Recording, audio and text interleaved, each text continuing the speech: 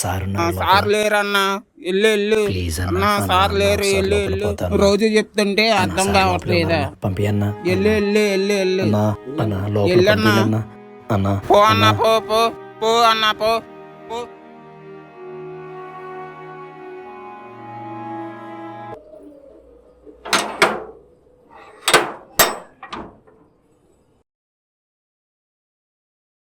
Sir.